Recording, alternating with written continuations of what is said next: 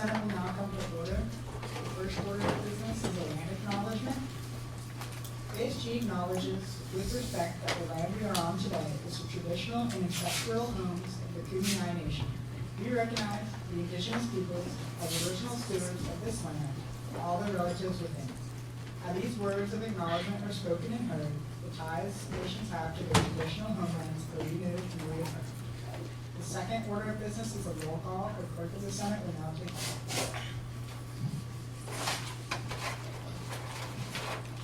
roll. Andrea Arvizu. Here. Zevin Atisha. Here. Jordan Bayon. Here. Anissa Beckett. Here. Jolie Beagle. Here. Brooke Cluster. Here.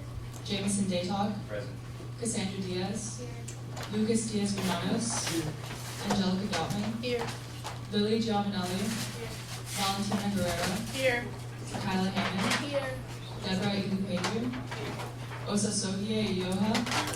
Margaret Jelsma. Here. Jonathan Martinez. Here. Alejandro Murillo. Sean Paula. Here. Emma Peters. Here. Valeria Rivera. Proxy.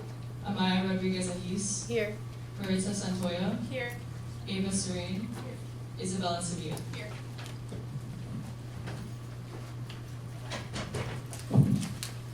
Our third order of business is the approval of the agenda. Is there any motion to approve today's agenda? The academics committee chair. I move to approve the agenda from October 26, 2023. Second. There's a motion on the floor that has been seconded to approve today's agenda. Is there any discussion? There's no discussion. We'll now move to a vote. All those in favor, please raise your placards. All those opposed? Any abstentions? Motion passes. The third order of business is the approval of the minutes. Is there any motion on the floor to approve last week's minutes? The student life committee chair. I move to approve the minutes from October 26, 2023. There's a motion on the floor that has been seconded to approve last week's minutes. Is there any discussion?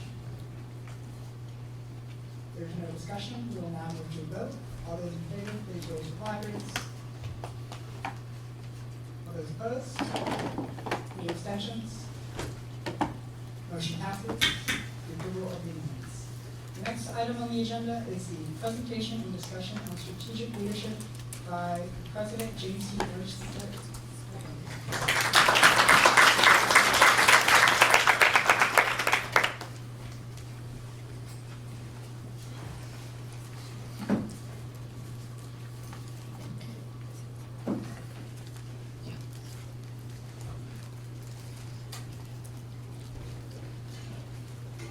Thank you very much, and thanks for the invitation to be here today. I know it's such a tremendously stressful time in your lives, particularly with midterms here on campus. Thank you. Is this better? There we go. Good afternoon, everyone, and thank you for allowing me to be here today and giving me the time to present. And I do have a topic I want to talk to you about later, which is with regard to our strategic planning and get your input. But if we can't get to that, I will give you an opportunity to be able to participate in another way. So, first of all, thank you for the time. I know how busy you are with the midterms, they're very stressed out. And then also what's going on in the world. It's just a terrible time. What's going on in Gaza is absolutely heartbreaking for all of us, what's happening around the world, things that are even using this morning about what happened on our campus, and I'll try to address that for you as well with regard to our football team. So let me just dig right into the questions. Got any time enough to send them to me. And let me see if I can answer those, and then I'll open it up to any questions you might have. So let me begin by the first question that I had was, what is the president doing with the campus, outreach to the campus community, especially regarding marginalized communities?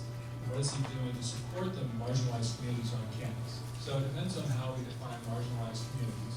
I mean, define them a couple different ways and talk about what we're doing. First of all, let's talk about those who are financially,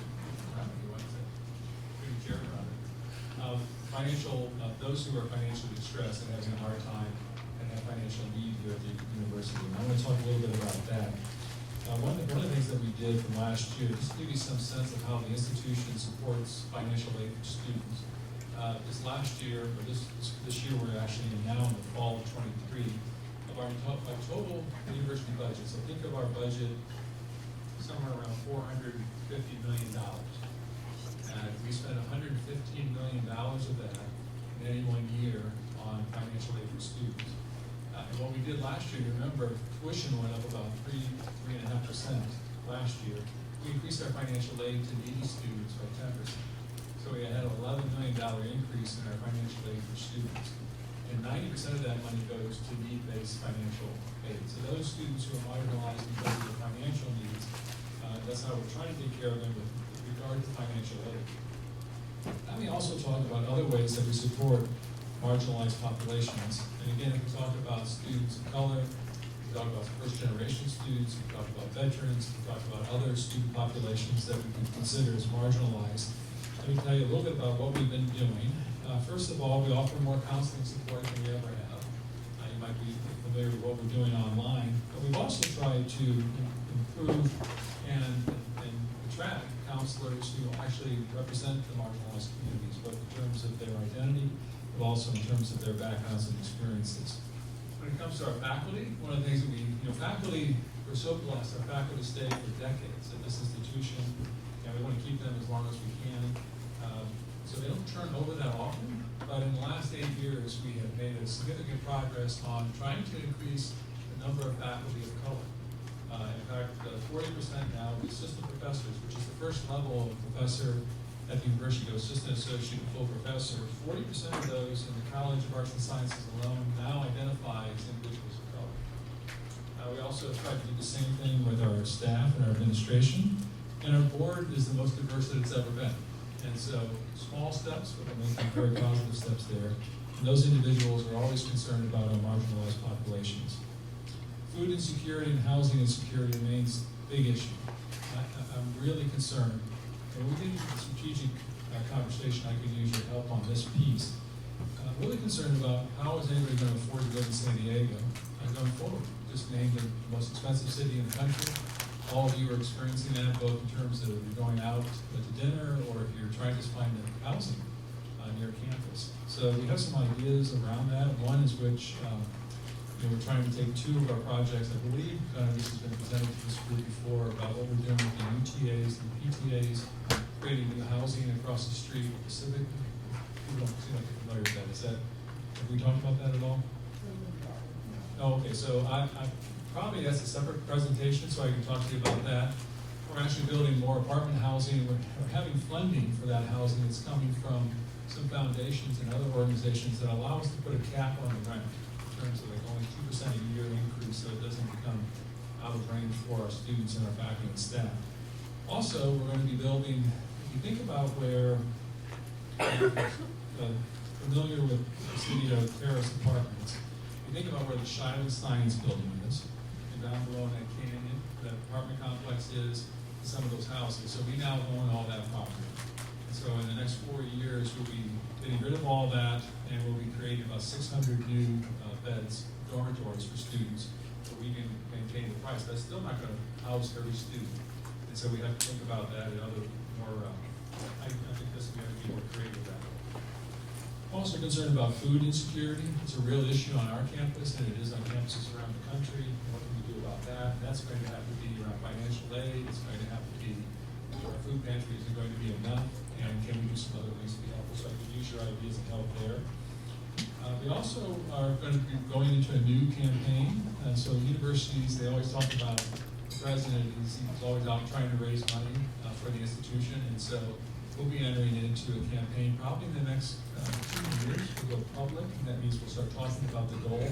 But the goal will be the largest we've ever had in our history, and the vast majority of those funds that we're trying to raise will be for student financial aid. But we also need help for our faculty. We need faculty chairs. So what a faculty chair is an endowed position where a faculty member would get paid a little bit more because of their distinguished in their field. We're trying to attract top scholars. But it would also be funding that they could use to support students who do research work. So we're trying to put an emphasis on trying to have more research dollars for our students as well. One of my passions is to be supportive of undocumented students, refugees, and immigrants. It's my family history, as my grandmother was a refugee and my grandfather was an immigrant. And you might have seen last week or the week we had a series of op-eds that both our students and also our faculty members wrote. And we were the first institution in the country to do this, to try to gain attention and also attract attention from government, both in the state and the federal level, for more funding for undocumented and for students in need that are refugees or identified as immigrants. So that happened last week. I'm on a national alliance for presidents who are focused on this issue, and so we want to try to help those students. And then also, prior to your arrival, for all of you, we just started, and we have, this is the fifth or sixth year for our curriculum in the undergraduate program that is focused on more diversity in our curriculum. So all those are examples of what we do for marginalized students. There's so many more, and it certainly isn't me. It's this entire campus, it's our faculty, it's our staff, it's people who do so much, and many of you, and those of you who are tutors, or those of you who volunteer on campus, you help us quite a bit, so I appreciate what you're doing for our marginalized students. And I also love the question, because that says a lot about you, it says a lot about what you're concerned about, and I think that you're very much in alignment with our values. Now, there's a couple other ones about what is USD taking action towards improving affordability on campus. So I talked about the housing piece. I don't know if Vice President Johnson, do you want to talk a little bit about textbooks and some other things? Thank you, Jim. President Harris. So I'm just going to flip through my notes here. I think one of the most important things we've done, and hello everyone, good afternoon, is to keep the promise to not raise retail prices in the dining area, both this semester and next semester. We also have a number of deals, daily meal deals, that students can take advantage of, and I think rather than list them all here, I will tell you that to make it easier for students, we actually have a website that you can go to find out about all the meals, and I will actually give that to Gunnar so that he can post that, and so not only you can have it, but others can have it too, and you can send it to your constituencies. And that lists the daily meal deals, that lists the deals you can get with campus cash, it lists the deals from the Federal store, which are significant. So as some of you may know, we have a digital textbook program that has saved students thousands of dollars. I think ASG has contributed to a project with the library and the Federal store where books can be published digitally and so much less expensively than if you were to buy them outright in hard copy. And there's also a textbook package that the Torero stores put together, as well as a computer or laptop package that students can save money on. So we're constantly trying to think of ways to save you money in this very expensive environment, understanding that as prices rise, you get squeezed. So we're helping as much as we can on that front. Oh, yes. So about JED, a couple things. One is, for those of you who may not know, the JED Campus Program is a national program that is focused on student mental health and alcohol and drug prevention on college campuses. We joined JED just recently, just this semester, and the focus there is to reduce or prevent the suicide prevention, focused on student best practices around student mental health. There's also focused on best practices around reducing alcohol and drug addiction or harmful behaviors around alcohol and drugs. And almost 400 campuses have been involved with JED nationally. So far, we are in this current cohort. What JED does is they come in and they do a baseline assessment. So the first piece of that assessment is sort of seeing where we are in terms of our best practices and the sorts of things that we're doing on campus to promote student health and also to prevent suicide and drug and alcohol addiction. After that self-assessment is analyzed and evaluated, JED then helps us write a strategic plan that we'll implement to ensure that best practices are in place across the university. And after the strategic plan is implemented, JED comes back and we do a post-assessment survey. So all of this is really about a public health model. So JED adopts a public health model, meaning there should be no door closed, no path closed to student wellness. And JED encourages a plan where everyone in this room, everyone outside of this room that's part of the campus community understands the role they have to play in student well-being and has the opportunity to develop skills around that. So for example, some of you may know about our question, persuade, refer training. Some of you may even have undergone that training. It's really about how to identify someone in distress, what are the signs of that, and then what you can do to engage that person and refer them to resources. And there's a question about accessibility. Accessibility, yes. So on the accessibility piece, and there are a few ways to answer this question because we weren't quite clear on exactly what direction you wanted to go with it, but I think some of it focused on elevators. So we do have elevators, working elevators in all of our residence houses except for Mahar. And most of those, in most of our res houses, those elevators go to every floor. And in a few of them, like the Valley, it would be very, very difficult and expensive because of the way the Valley is structured, to put in elevators that would go to like the 12 floors, right? And that is, so and these are old buildings. So it wouldn't be just about installing the elevators, there would be a lot of other sort of collateral, structural, and construction that would need to be done. But what we have done, and what we will continue to do, is every one of our halls has accessibility spaces. And we've tried to make the bathrooms as accessible, bedrooms accessible, and other common areas accessible to students. Students may not be able to, as a resident in one of our residence halls, you may not be able to get to every floor. And sometimes that's for security purposes, that students aren't allowed on every floor of any residence hall. But in terms of a student who needs accommodation in one of our residence halls and who sort of needs accessibility, we're all over that typically. And staff are also available individually to work with anyone who needs accommodations to make sure that their needs are met. Thank you for that. Just a reminder, for those of you who are newer to the campus, I think who was here before we did the renovations in Renaissance 1, we spent about $220 million to update our facilities, particularly on the west end. We started at that end. Those are what are called our legacy buildings, so the oldest buildings on campus. That would be Camino and Founders were the first two buildings, the library. So we focused the money down there. And if you know how the living situation is in Camino and Founders today, it used to look like Maher.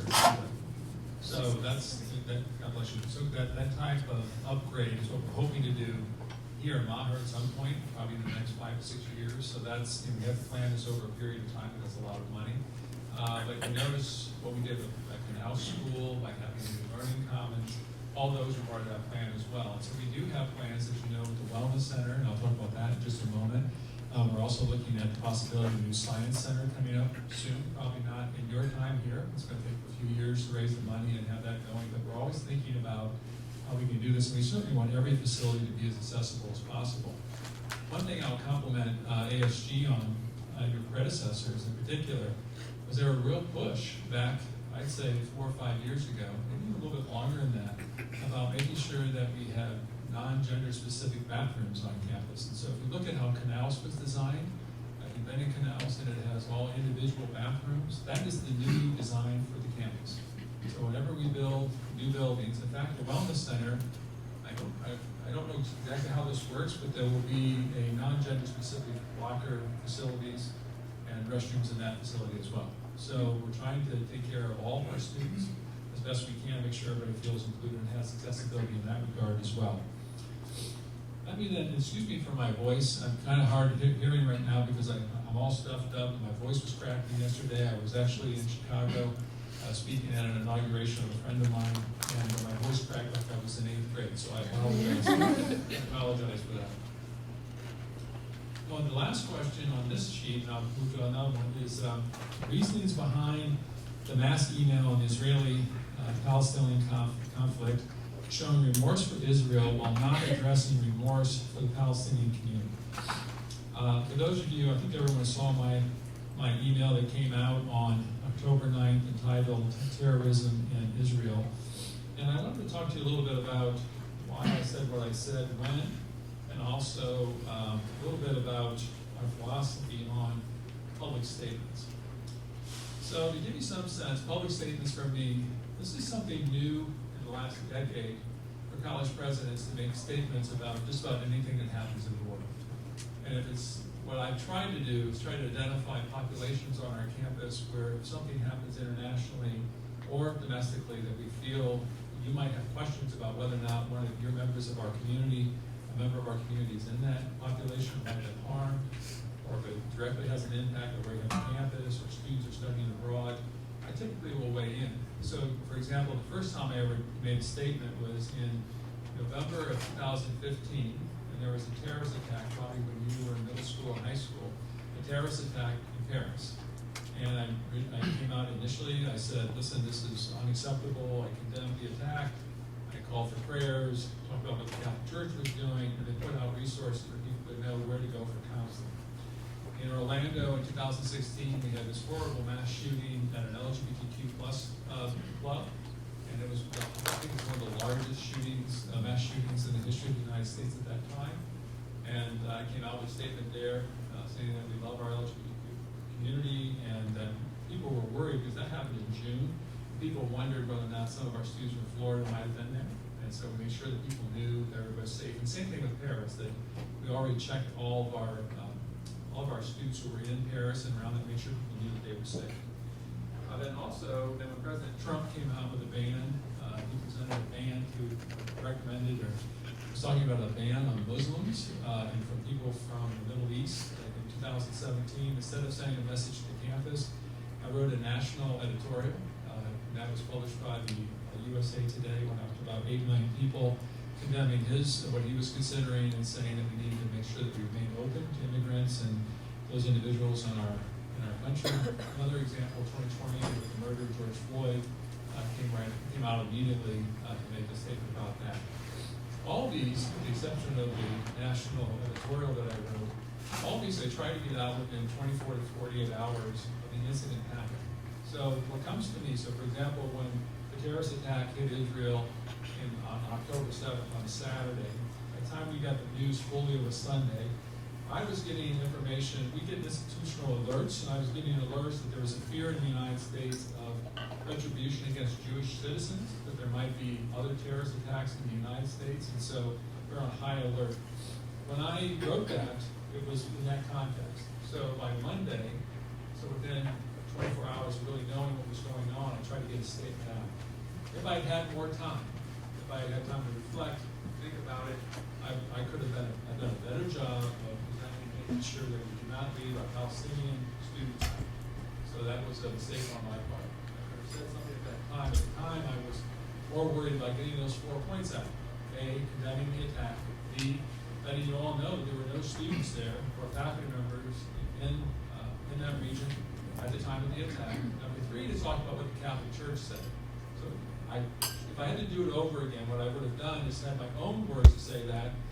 I mistakenly thought you would prefer to hear from the Pope, and so I had to click on that, and in that click on, it talks about we were praying for both Palestinians and for Israelis, that the attack has to stop, that the war should not continue. So I just wanted to get you some sense of what, I try to respond as quickly as I can. I try to make sure I comfort the community, but I obviously missed with some of them on this point. So it was not intentional for me to leave that out. Now, in the aftermath, I wanted to let you know what we did do to support our students. Vice President Johnson and our colleagues in Student Affairs and Mission Integration reached out individually to every student who had already self-identified as Muslim or Jewish on our campus, as well as any students that we knew that were directly from Israel or Palestine.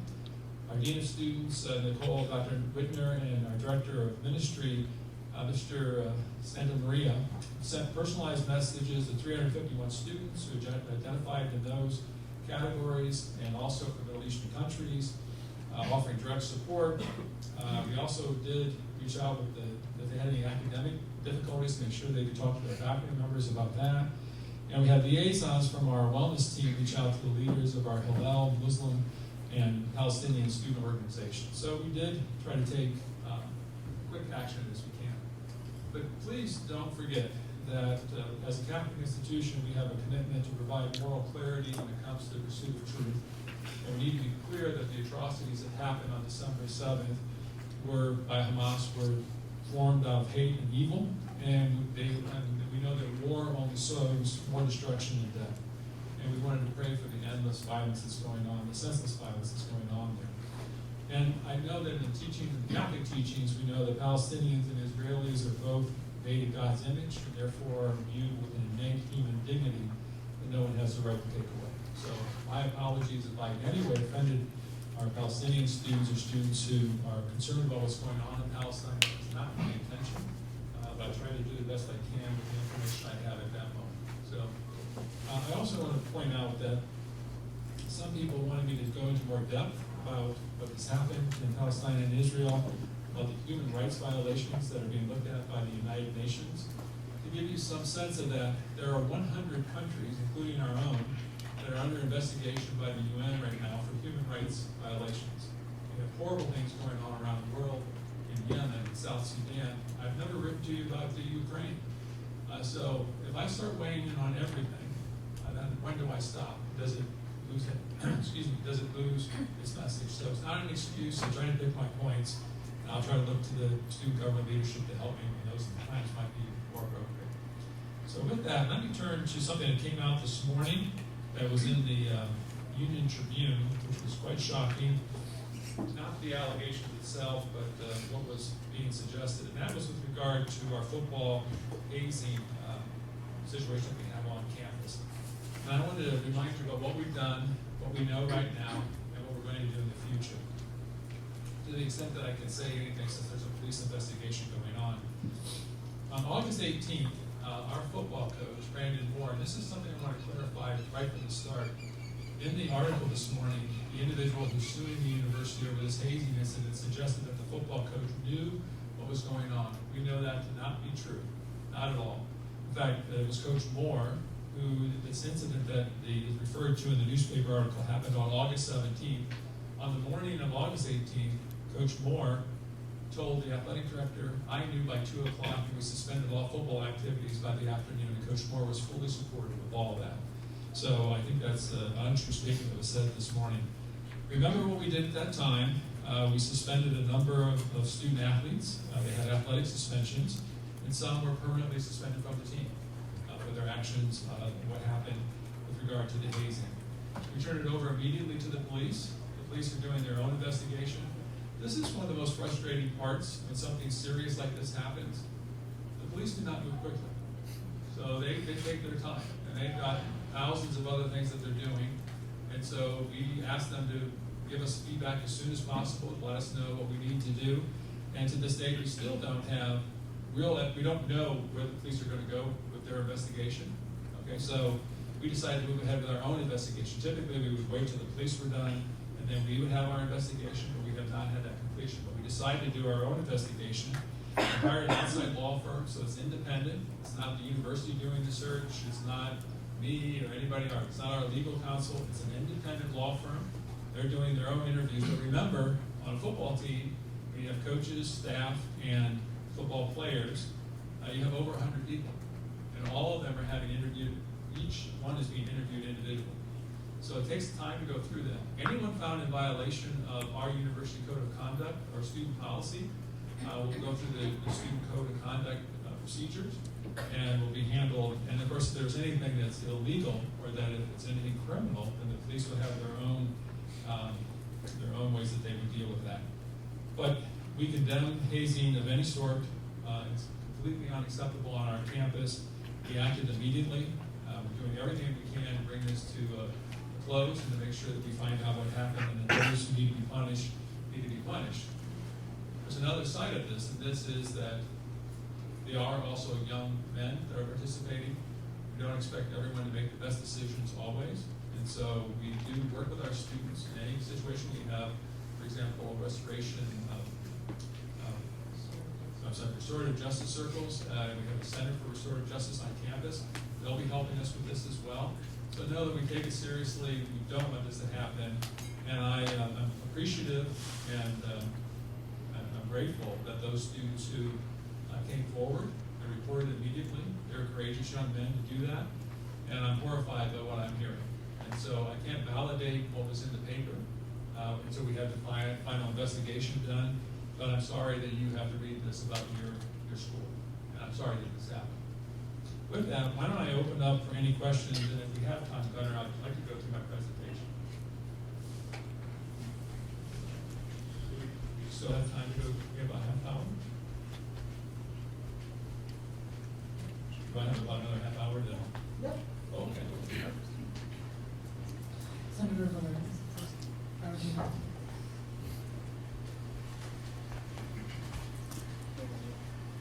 Hi, good afternoon. My question would be if there are any plans to improve dining here at USD, perhaps to make it more efficient, since I've heard and also experienced that the SOP is pretty much inaccessible since there's lack of food and there's so many people that you cannot even walk, especially from 7 to 8 p.m. every day. And also with the USD community getting bigger and bigger, is there a plan long or short term that by any chance there could be perhaps another dining room or anything to help improve SOP's logistics? Great question. I don't have a clear answer for you. The latter part is that we're not much bigger than we were 8 years ago. We're about the same size, a couple hundred students more. And the long-term plan, of course, we're going through the strategic planning process right now, is that we probably would not increase in any major way the undergraduate population. We believe the growth will probably be at graduate level. But with regard to access, and I think you addressed that earlier, but I could just be a little more clear on, just so I understand what you're asking in terms of not in the cafeteria between 5 and 7, so please tell me more. So basically it's packed. There's so many people that you cannot even walk the lines for, like, not even getting inside the cafeteria for each different like food station. Go out of the SOP, it's a lot of people. So I have been down there plenty of times during, and some of you may have seen me grabbing my dinner on our way out. And I'll say, yeah, sometimes it really does get packed. And Andre and his team are constantly thinking of ways to sort of reroute those logistics and make it sort of easier. We also have a number of eating, maybe this doesn't help people maybe on the meal plans, but we do have a number of eating establishments across the campus. And those are both meant to serve as to ensure we have a variety of offerings, but also to ensure that there are some escape valves for folks who maybe sometimes don't want to eat in the SLP. In the coming years, and with the Wellness Center will be a new juice bar that will also have snacks and food and that sort of thing.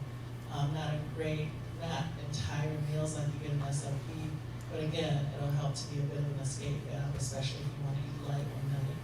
And then when we build the PTAs, which President Harris was referring to earlier, and again, this is probably down the road, maybe post-graduation for you, but we're thinking about a cafe or something also that will help spread the wealth, if you will. And we're also open to your ideas. It may not serve you right now, but going forward, as we have the renovations on this campus and also building new, what else could we be doing? What should we be thinking about in the future? You got to come and make the decision about the institution at this point, and you're going to be here 5 years from now. What would be different? So that would be helpful. So thank you for your question. Thank you. Student Rep. Future. Hi, good afternoon. Thank you so much for coming and speaking with us.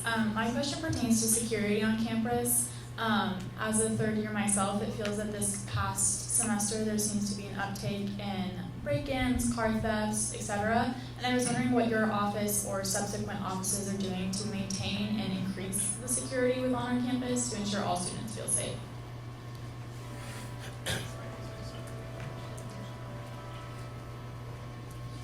So the public safety has hired some additional officers to help with the coverage. And when we're aware of upticks of theft or other criminal acts or concerning acts, we typically deploy an increase in surveillance or monitoring of those areas over a period of time. One, so that we can help students feel more safe, and two, so we can try and figure out, if we haven't already, who's the culprit, or what folks are the culprit, right? A lot of this typically happens when people come onto our campus because they know it's a got relatively affluent campus and there are opportunities for theft. The other thing that the public safety office does is they're aware, like we have cameras in certain common areas throughout, not in the res halls, but throughout the university, which are constantly surveilled, pretty much 24/7 by dispatch, so that we can determine when something when something is happening and get there quickly. And of course, if you see anything, see something, say something. Public safety is always open to tips, and a lot of times it's through tips that we're able to either prevent something or at least be on the spot when it occurs. Thank you, and I think you have the chief come in and talk to the group. Do you have the chief or Cheryl come in? Yes. Okay, good. The other piece I would talk about safety, which isn't to the theft, but it's more about the overall safety of the campus, so you have some sense of what goes on, is that at my level, what we deal with is emergency management. So we think about all the horrible things that could happen. We put ourselves in a situation. Just 2 weeks ago, we did a scenario planning where we thought about earthquake, because it was a great American shakeout at that time. And what do we do? What communication systems do we have in place? You may not know this, but actually in the Learning Commons, there's a facility up at the top that's looks like a normal classroom that's actually all equipped for the moment that something goes bad. The support is there. And one of the good labs downstairs is, so we divide it into groups. Everyone has an assignment. We have dozens and dozens of people who are assigned to do this work. We go through scenarios twice a year, at least up until the pandemic. And of course, of all the scenarios we went through, we never went through a pandemic scenario before that happened. Now we know. But we also go through, unfortunately, active shooter. We go through a wildfire. So we're trying to do all that we can to prevent these things from happening. And in the case of an earthquake or wildfire, you might not be able to stop it, but what can we do to keep our campus safe? So we continue to go through that process. We try to put out alerts. We just updated. Actually, just this fall, we updated our new emergency management manual, so the students have access to that. Everything on our website is now updated. We have a full-time person who now is committed only to emergency crisis management on campus. So that's in this office for public safety as well. I have a couple more things because this is a really important topic too. So if you're feeling unsafe at night walking across campus, you all know that you can call public safety for an escort. So that's another thing I want to make sure you're aware of and your constituencies are aware of. And with respect to emergency planning, one of the things that we're doing through our learning management system is creating right now modules, like a 20 or 25-minute module that any student can hop onto and become familiar with the protocols and safety measures in an earthquake and an active shooter situation. So we're running those for the first time in the spring with all new students, but they'll be available to anyone. Thank you. Do you have one more question, and then I'd like to. Please. I yield my time to a member of the public.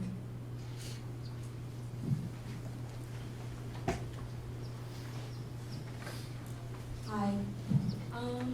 You mentioned housing in your discussion, and down the street, the Carl claims that they have a partnership with USD and gives a discount to USD students. Although not official USD housing, residential has also recommended students to live here since on-campus housing has been limited. They recently gave eviction notices to students who live there right now, with some having to move out. How could and how will USD support these students, given that the partnership with the Carl claims to have with USD? So yes, so the Carl is owned by a USD alum, and given the housing crunch that we were experiencing in the summer, we knew we were going to be experiencing in the fall. We did enter a partnership with the Carl. And I believe, and we did place a lot of students there, and we had 16 students recently. I think it was 16 students in a building that we discovered and were concerned about some safety issues. So I don't know that the Carl evicted those students. We actually requested that those students move to Pacific Ridge because we were concerned about these safety measures. We offered as much support as we could. We offered to move for them, so we had people who could actually move their things and for them. We offered a stipend, a meal stipend for that day. and other forms of support to try and minimize the inconvenience, because we surely recognize that it was an inconvenience. But at the end of the day, we thought it was the best thing to do for our students until the car was able to resolve some of the issues that it has with the city of San Diego. Thank you. If I might just move on to my presentation, I'm going to make there's a lot of slides, so I'm going to go through them very quickly. At the end, just so you know what the outcome is, at the end there will be a QR code, and it's going to lead you to 4 questions about the future of the university based on our current strategic plan. I'll tell you a little bit about that. So at the end, if we don't have time for you to actually write something out, we do have paper and have an opportunity to do that if you wish, but I don't think we'll have time to take 10 minutes for people to kind of think about the answers. I really need your help with this, because you're the student leaders. I need you to look at those questions. You know, what have we done well? What do we need to improve, or what should we continue to work on? And then if you were thinking about the future of the institution, many of the designs and many of the changes that you have on campus today that you like and really enjoy came from previous student government leaders back in 2015 and 2016 who actually gave you that feedback. So you're setting the tone for the future. So I know you put your future lens on. So let me run through a couple updates, and then I have some trends I want you to see about what's happening nationally, and then I want you to put your thinking cap on about how would that impact this university. Okay, so let me just run through it quickly, and then we'll try to get to the planning part. I just wanted to say, Alice Hayes, I'm the 4th president of USD since 1972, when we combined the women's and men's colleges and law school together. The 2nd president was an incredible scientist and botanist by the name of Alice Hayes. In fact, for those of you who are in biomedical fields, if you are in any of the sciences, the Shively Science Center actually came out of her good vision for the institution. She actually walked campus, and she knew so much about botany and plants that she would make recommendations to the planters about some of the things you see around our campus.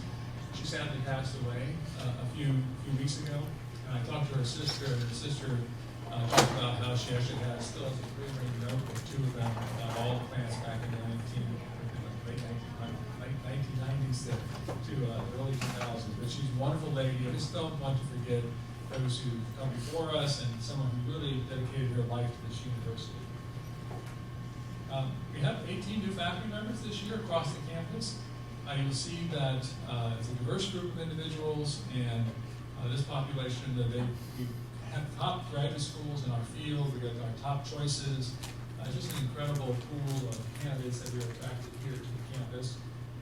The Wellness Center. This is the bad news. The bad news is we hope that the Wellness Center will be open by August of next year. It will not be open until probably this time next year, so probably 3 or 4 month delay. The reason it's going to be delayed is we can't get the permits from the city. And so I don't want to place blame. You know, the mayor's our alum, and he's a great guy. It's not his fault. It's just trying to get through city commission. We have not been able to get all the permits we need. It's going to be approved. It's just there's so much of a backlog. There's a hard time to build. So I apologize for this being late. I did share with Andres that there will be no student fees associated with this until the building is actually physically open. This is a quick note that a couple weeks ago on October 10th, we raised $2.4 million for student scholarships from our alumni. So really one day, it was the highest number we've ever had in one day. These are our rankings. You know about this, particularly down in the left-hand corner about being one of the top 10 green schools. It's important. And the quality of life on campus among all universities in the country, we're ranked number 3. This one, here we go. So what are we doing in terms of those of you who are first-year students? You fit into this profile. This year's freshman class was the most diverse and also the most academically qualified in our history. And every year that I've been here, my 8 years here, each class has been the same. We have more diverse than the previous class and academically as well or better prepared. So if you look at where we were in 2015, you see the number of applications have increased significantly. And you also look down below about first-generation students at the last line. We wanted to make sure that we increase that because that was one of our core mission values when we started the institution, to make sure we serve first-generation students, and some of you in this room are first-generation like myself. You see the percentage of black students went up, Hispanic. We're now officially a Hispanic serving institution. We meet the criteria for that, but we want to apply for official status from the federal government until next year. We want to wait another year to make sure that we're over 25%, and then we also have more services. Most importantly, overall students of color, for the first time in our history for a predominantly white institution, our student population, 51% of this year, the first year class, identified as students of color. It's a remarkable step forward. Our faculty, our admission staff, everybody involved, all of you who helped us recruit, this is a real step forward for this institution. Okay, so this is going to go very quickly. If you'd like, Gunnar, you can have my slide presentation, everyone wants to see it. So you'll see here there's an organization down at the bottom. It's called the Association of Governing Boards, and it's their information. It's not mine, so I don't want to take credit for this. I happen to teach an institute for new presidents that they have for a national group of presidents, and so this is the data that they're presenting to those presidents. This is a curve to show you what's happening in terms of high school graduations. So obviously at college, depends on how many high school graduates you have when they're going to be able to attend university. And you see that number peaked. It's peaking about right now, as the prediction was, but it's going to go down over the next until 2037. This is a really odd chart. If you're down in the left-hand corner, you see CA, that's California. What that is predicting is between 2019 and 2037, you see there's going to be a 15% drop in California students that are graduating from high school. So you're seeing a national downward trend, and each one of these boxes represents a state. So if you're a nerd like I am and like data, you can take a look at that later. Here's some interesting data. In my generation, I'm at the end of the baby boomers, so I'm at the younger end of that. But the fastest growing population is the older generation. What are we going to do about that? And do we have service for that? If you look down in the bottom, the changing enrollment, there's 2.5 million less students in higher education today nationally than it was a decade ago. It's a significant drop in population. So everyone, the point being, if you look over here on the right-hand side, and this was put together by someone who's from the Northeast of the United States. In the Northeast of the United States, of the 500, you have 500 colleges, and 300 of them just in New York alone. And so there's less students, more competition. Some of these schools are actually closing. 6 New York schools and colleges closed since 2020. We've actually had 3 colleges and universities, or colleges in California closed in the last 3 years. Look at the tuition price increases up on the left-hand side. You've experienced this yourself. Private schools actually over the last 30 years have gone up as a percentage, not quite as high as a percentage as 4-year publics, and the 2-year publics that are subsidized by communities and also by the state have stayed a little bit lower. I would look at this international interest piece. That's kind of interesting. We have students now on our campus at the undergraduate and graduate level from 85 different countries at USD, in all 50 states, 3 territories. So there's a 17% drop between 2016 and 2020. It was interesting, I was in Vancouver speaking at the University of Vancouver in 2018, and what they talked about is that the number of students that used to come to the United States were going to Canada. I'm not trying to be political here, but what they called it was the Trump bump. That students were choosing from international locations not to come to the United States because of some of the policies that were being implemented at that time. But also significant is what they call the black hole of finances. And so all the costs have gone up. Just as you've experienced those costs on our campus and across the city, everything's gone up. Food costs. Give you an example. When we built the Canals School, so we received a gift from Ellie and Don Canals. They gave us a $20 million gift, and they gave it to us immediately. We put that in the bank. We earned some money off of that, and we were able to move the building of that, or the actual construction of that building 2 years earlier than we thought. And it's a beautiful, magnificent building. If we were building it today, and we paid the same amount of money for it, it would be 30% smaller. That's how much it increased. We think that the Wellness Center, well, we know, the Wellness Center is 40% more costly than we thought it was going to be when we started this project, or the idea of the project 3 years ago. So this is construction costs. Those things are happening across the country. This is really not important to you. It's just that a number of schools are facing debt and then going in to have to make cuts across their academic programs. while we still are not quite where we need to be, we've been able to save money by administrative costs, so we're not in this situation. We're thankfully in a good financial position relative to most other schools. And here are the trends that you know more about than I do. And your generation, Gen Z, I think will be the next great generation for America. My generation kind of goofed it up, and we've left you some problems.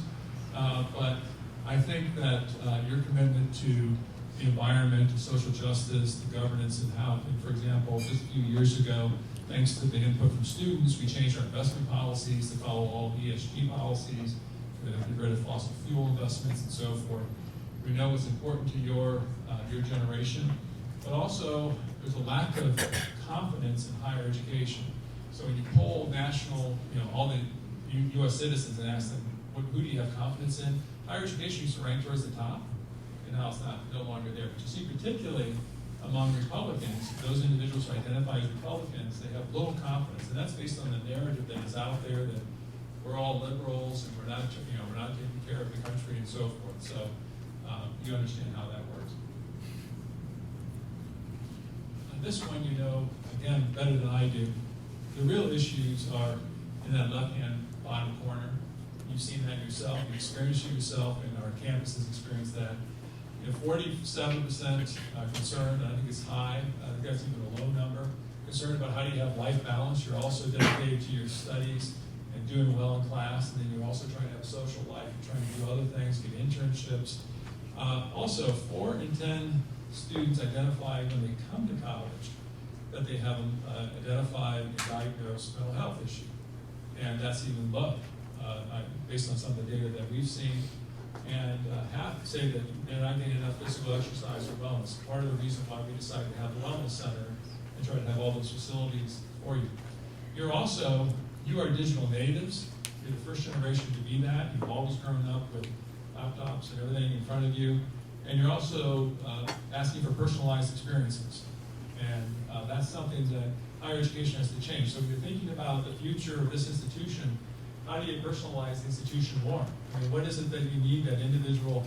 And I like the coffee cup example where we all want, soy, whatever that, things that we want for our different coffee or tea, wherever it might be.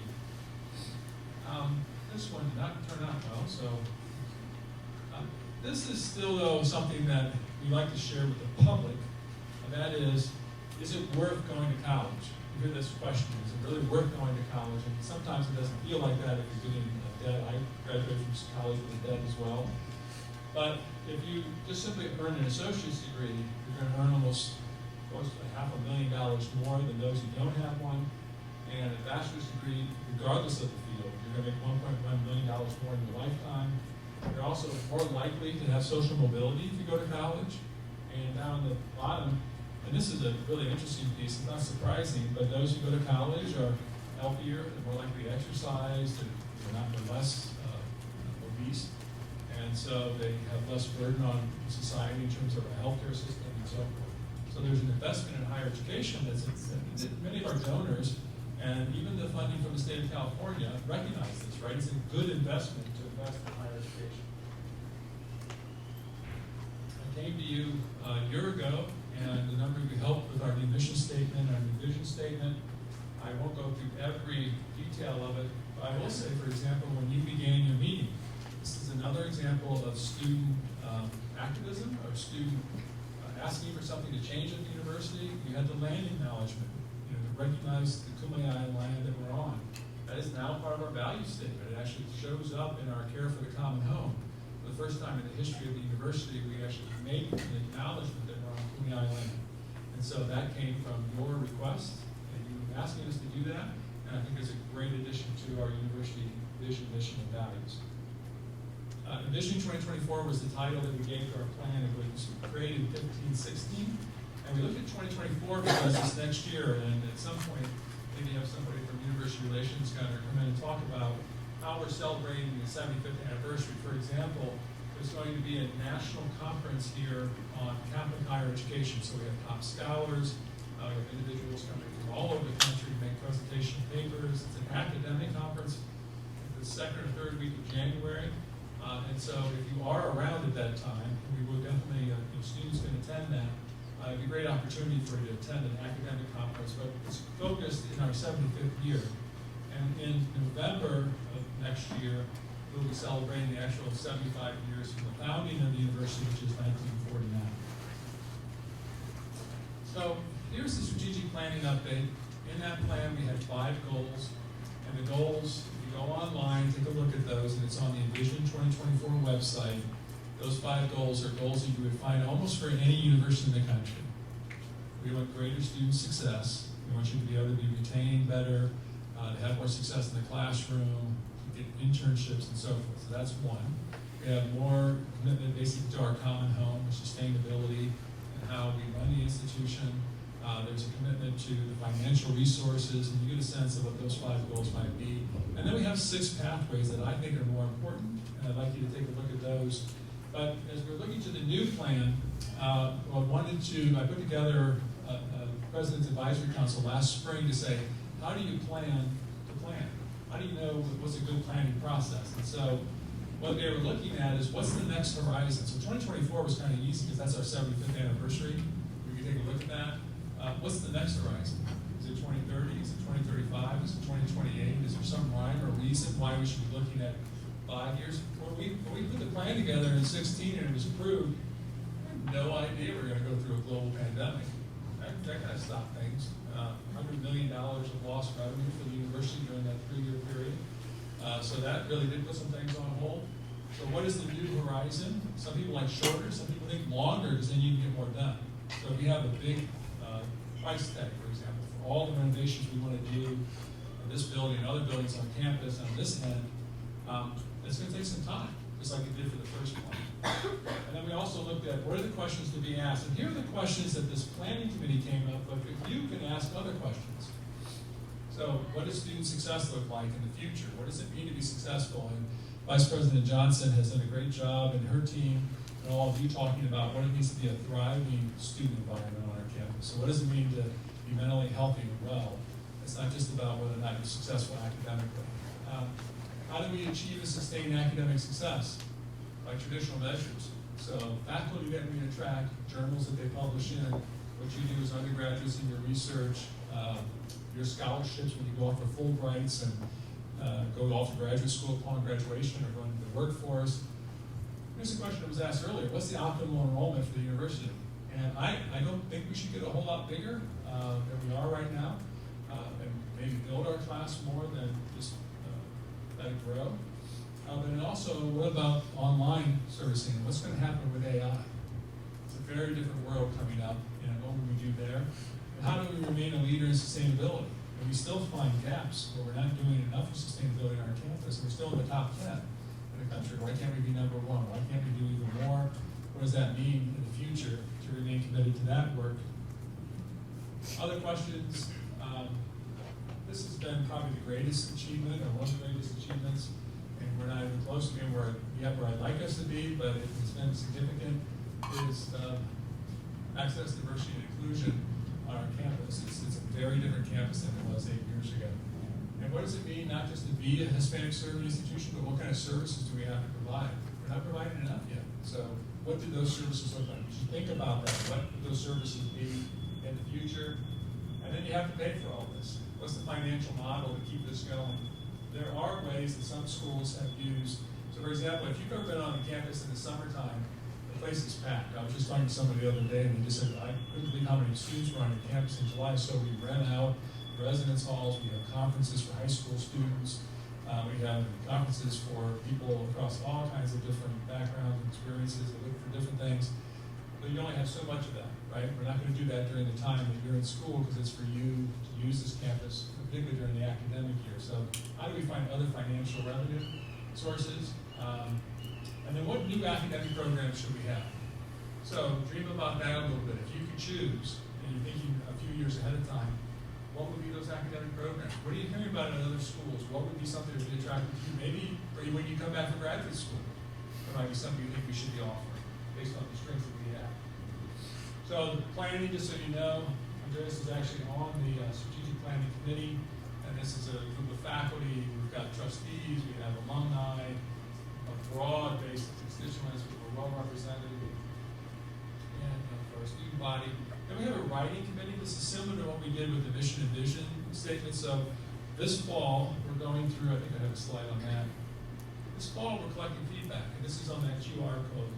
We're looking for your feedback. I've worked with some other student groups already, faculty groups. This weekend, I'm talking to alumni, to parents, to outside advisory group members, people who are business leaders in the community, talking about what their vision for us might be or how they might be able to support us. And then also, from December to February, we'll be kind of honing all the information we receive. That will go back to the strategic planning committee. The writing committee will put that together. And then we'll pull together what we think the major targets might be going forward, what are the goals that we might set, or the pathways, and then we'll bring it back. So sometime in the spring, either you have me back, or perhaps Andres, we want to present it to the group to make sure that they see what we're thinking about, to get your feedback. Are we heading in the right direction? So by the spring, of May of 2024, we want the board to approve the new goals and pathways. And we don't have to start over. We can do the same thing we're doing right now, just do it better or do it differently. And again, that depends on your feedback. So this is, we're going to do table discussions. We're going to do these are the 4 questions. So I would like you to go, well, we do have, well, we can pass it out.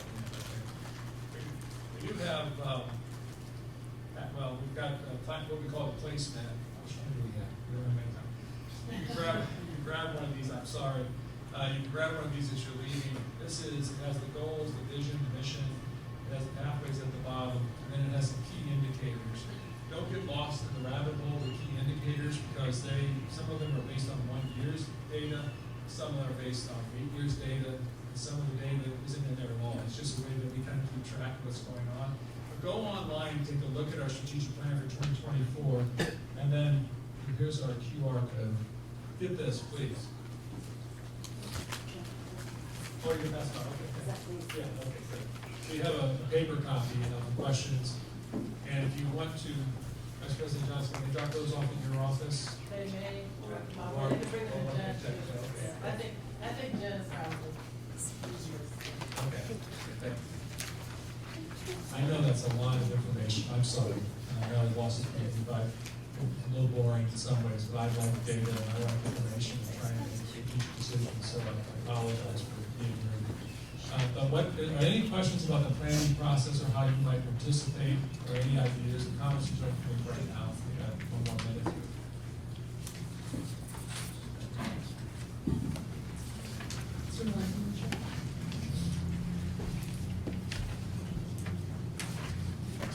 Thank you again for your presentation.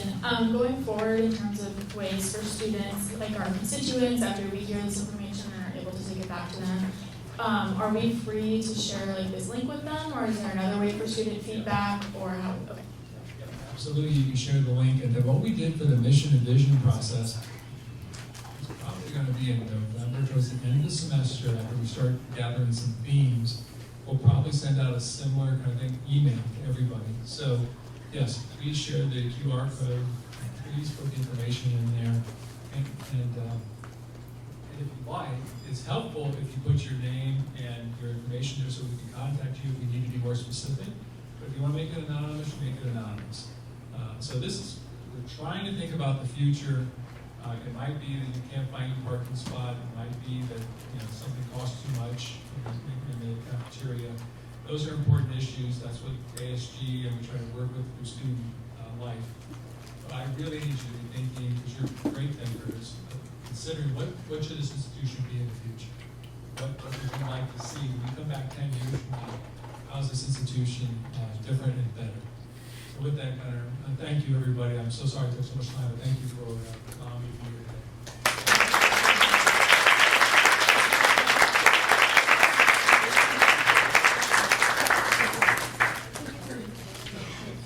Thank you, President Harris and Vice President Johnson again for coming and spending time with us today. I'll see you all in December. So, now, at this time, the presentation and vote on new and returning student organizations is to be presented. Point of personal privilege. Point of personal privilege. Point of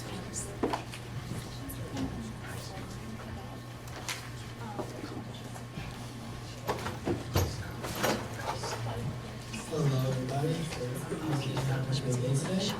And today I'm going to present some review and internal organizations.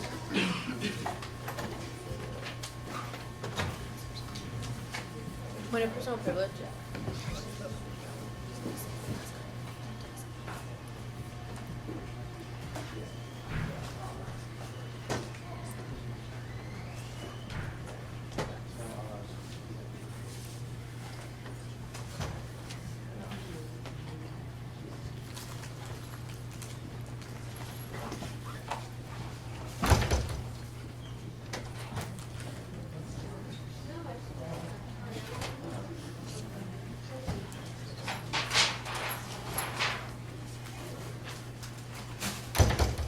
Okay, sorry about that. But here are the ones that need to be registered.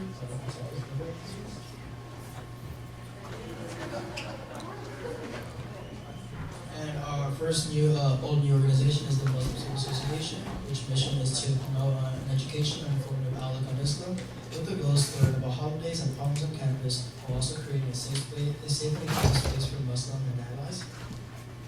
Our second all-new organization is the Student Working Against Trafficking, also known as SWAT, and its mission is to cultivate awareness and knowledge of the pressing issue of human trafficking within the USD community, with the goals to partner with local organizations to actively contribute to their anti-human trafficking efforts in San Diego through volunteer and service opportunities.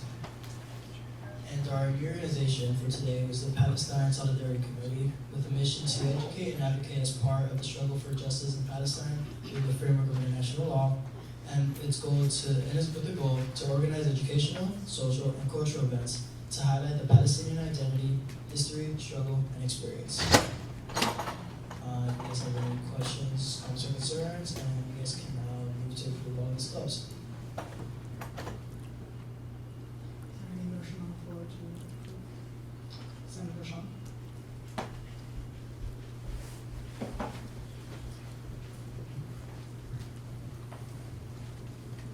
I move to approve all of the returning and the one new student organization. There's a motion on the floor to approve all new and returning student organizations on the campus, and seconded. Is there any discussion? If there's been no discussion, we will now move to vote. All those in favor, please raise your placards. All those opposed? Any abstentions? Motion passes with the approval of all new and returning student organizations.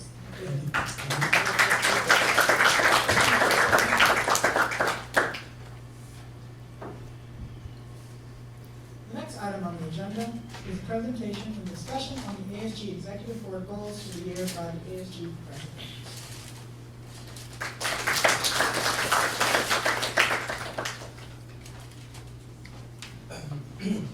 Hi everyone, I hope you're all doing very well.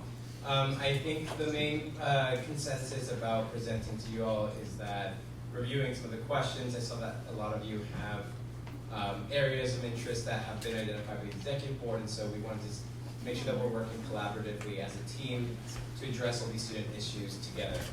And so I'll be identifying some of those points, and then I'll be kind of like just doing a little bit of like overview of those kind of executive board goals that we had set at the beginning of the school year.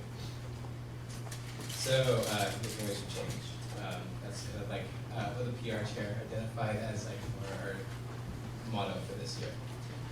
So just again, quickly, just saying the overview of ASG, we work together as all four branches to really emphasize that kind of change. And so, and these are kind of slides I pulled from the Student Affairs Board Trustees Committee that I attended, presented with the speaker, and I just want to present that to you as well because of just the clarification of what we're presenting outwardly to all campus this uniform. And so again, so we're just four branches all together.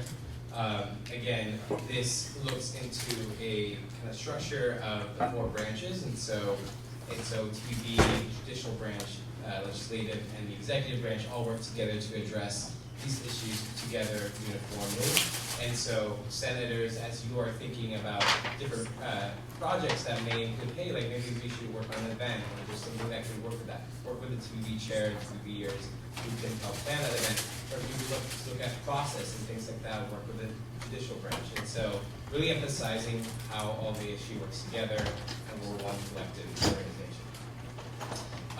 And just something to quickly note for you all as well, these are all the centers that we fund. And so when the president of the University and Vice President Johnson noted a couple of things of what ASG does commit to to funding throughout the year, these are a lot of the centers that we really help support and fund. And so student organizations are there, as well as other centers just listed on campus. And so this is the kind of change that we kind of try to impact throughout the year. So let's go straight into the priorities for this year set by the executive board.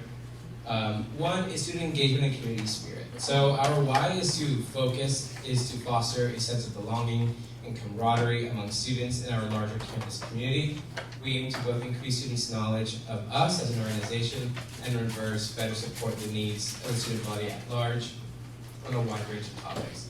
And so this priority is really set to enhance our communication with the campus community and ensure that a lot of students are buying into the sense of supporting what we would like to accomplish throughout the year. And I know that I've heard some of you discuss just how sometimes it feels like a lot of students don't recognize what we do or the work that we do. And so we want to try to make that more available and more accessible and transparent for the whole of the student body to ensure that we're really trying to represent all students equally. And so firstly about this is increasing school and community spirit. I know the athletics coordinator is working hard on this, as well as other members of the executive board.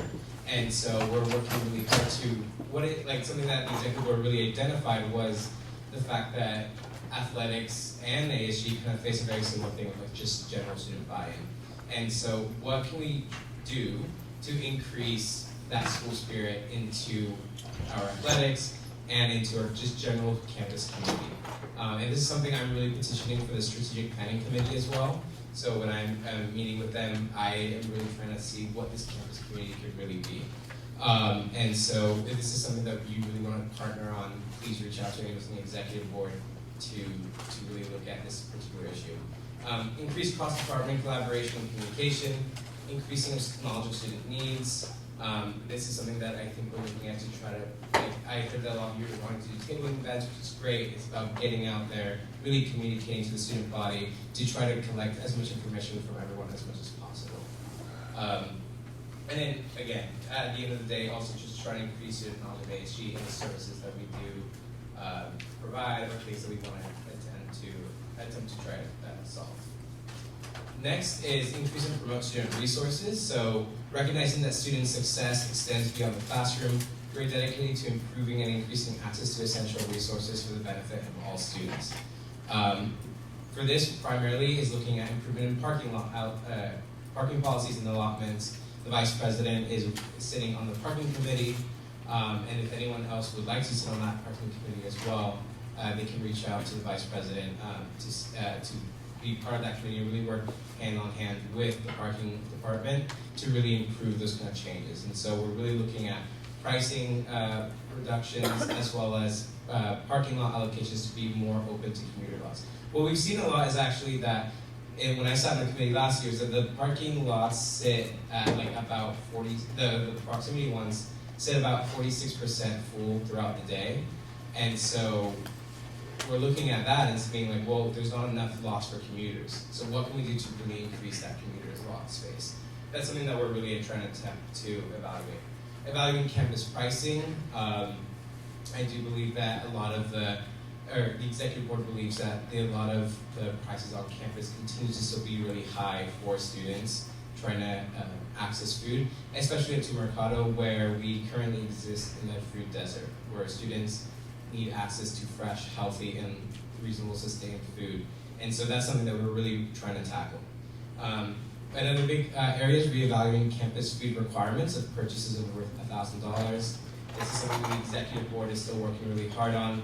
And this issue really comes down to when a student organization or any group wants to purchase food, for example, like how we have food here at Senate, and the price tag goes over $1,000.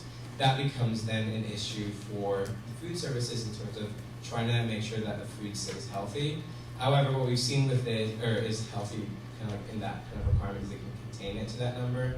But what we see then is that then student organizations or groups have to then get a San Diego food permit. These permits are very expensive and are imposed on the cost of these student groups, as well as these permits are really designed for like large, like farmers markets, concert kind of level events, not for a meeting of 50 people. And so we're really trying to advocate for that change and try to see what can we do to try to either raise that limit or kind of make that system a lot more transparent and easier and not put the burden of the payment on the students. So that's something that we're really trying to promote and work on.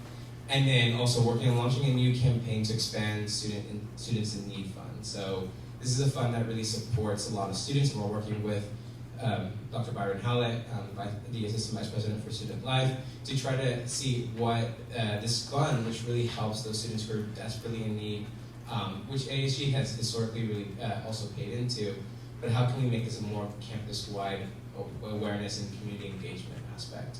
And so we're working on that as well. Priority 3 is diversity, equity, and inclusion initiatives. And so we're committed to championing diversity, equity, and inclusion in all aspects of campus life.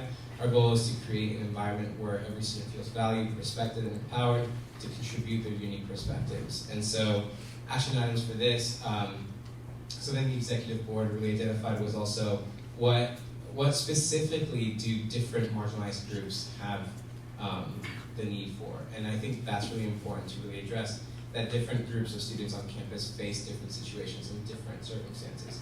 And so with that, I left the notes up here for this one because I think it's very important to really emphasize that we want to kind of get all the leaders of all these marginalized student organizations together to kind of like discuss what is it that for each student group they're looking for and how can we best support that and getting that tactful impact there. And so then, again, we want to look at inclusion and awareness regarding students with special needs as well. And I think our Chief Justice is working on that very diligently as well. And so if any of you have any interest in working on that as well. And support for LGBTQ plus students. Last year, the Senate passed a resolution to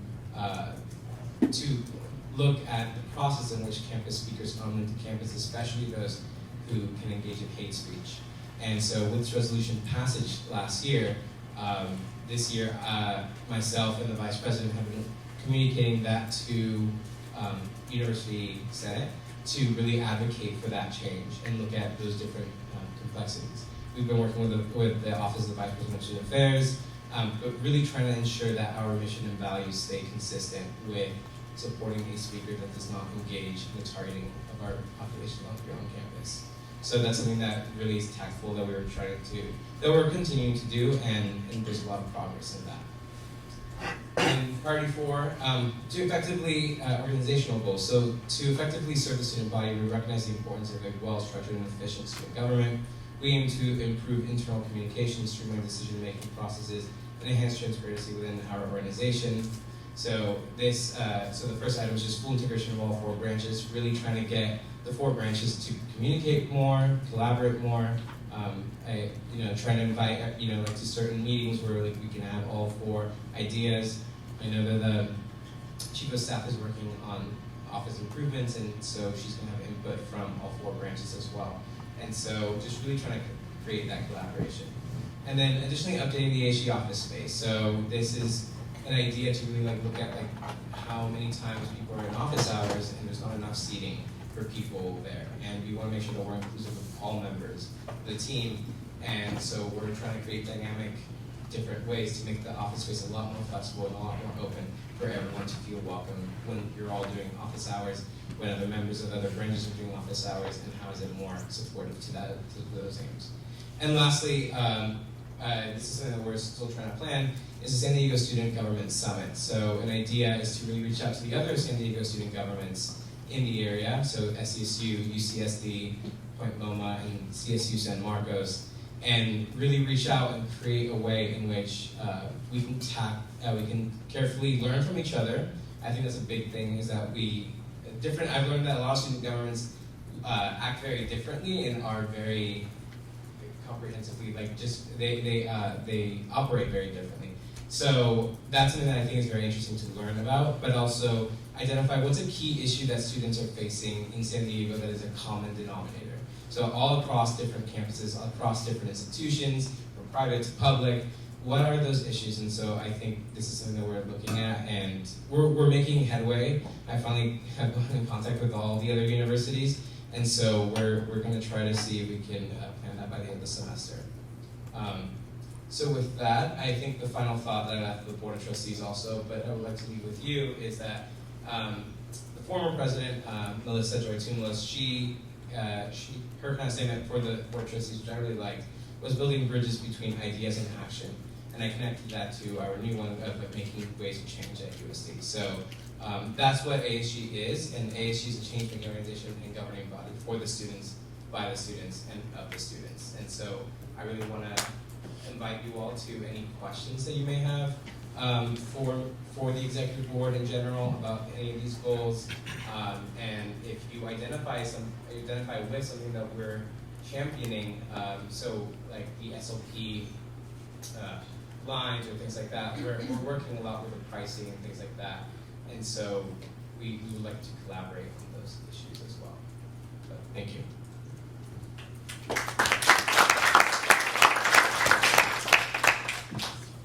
anyone have any questions for the ASG president? Supervisor Mitchell?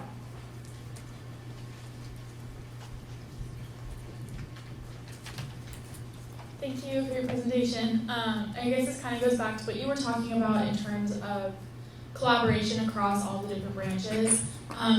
For example, I'm thinking with Student Life Committee that we've talked a lot about increasing school and community spirit, which is under your priority one. What is the best avenue or the best way for our committee? Like, because I don't want there to be an example of our committee doing one thing and then your guys' the executive board also doing similar things. So what's the best way to really facilitate that collaboration between not just the entire legislative branch, but the committees and with the executive branch and even in maybe the judicial branch? What's the best avenue for that? So, sorry, I can answer this one. So that's why we have so many people working with everyone here. That's why we're doing one-on-ones for the lead team.